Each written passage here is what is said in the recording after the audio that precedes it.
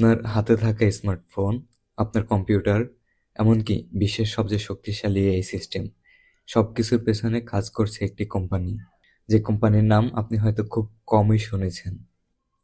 TSMC. এটাই সেই company যাকে ছাড়া আধুনিক প্রযুক্তি থেমে যাবে। TSMC Taiwan semiconductor manufacturing company. তারা ফোন বানায় না, ল্যাপটপ বানায় না, তারা শুধু একটাই কাজ করে, চিপ তৈরি করে।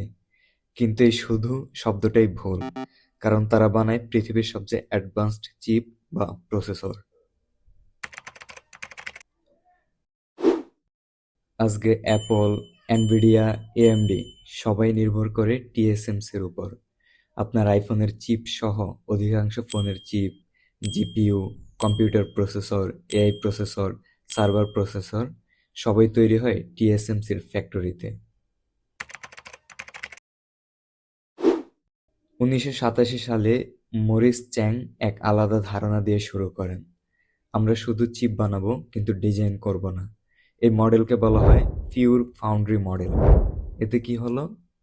অ্যাপল, এএমডি সহ অন্যান্য কোম্পানি চিপ ডিজাইন করে, আর টিএসএমসি চিপ বানায় বা ফেব্রিকেশন করে। এই ফোকাসে তাদের এগিয়ে নিয়ে যায়।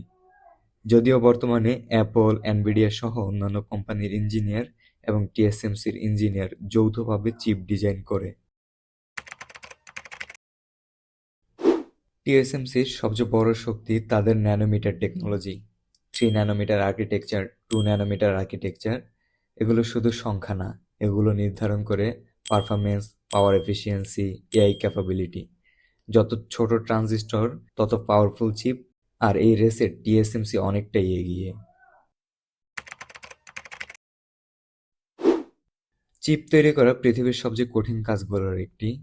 একটি ফেব্রিকেশন ল্যাব তৈরি করতে লাগে বিলিয়ন ডলার এবং বছরের পর বছর গবেষণা। স্যামসাং ইলেকট্রনিক্স এবং ইন্টেল চেষ্টা করছে, কিন্তু টিএসএমসির প্রিসিশন, ইয়েল্ড রেট এবং কনসিস্টেন্সি এখনো আনম্যাচড। টিএসএমসি শুধু একটি কোম্পানি না, এটা এখন একটি জিওপলিটিক্যাল অ্যাসেট। তাইওয়ানে অবস্থিত হওয়ায় পুরো বিশ্ব এর উপর নির্ভরশীল। যদি টিএসএমসি থেমে যায়, তাহলে থেমে যাবে smartphone industry, computer production, AI development.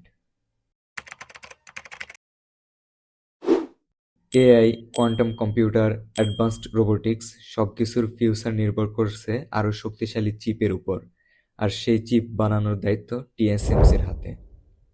TSMC একটি কোম্পানি যা নিজে স্পটলাইটে আসে না, কিন্তু পুরো বিশ্ব চালায়। এখন প্রশ্ন, আপনি এই কোম্পানি সম্পর্কে কি জানেন?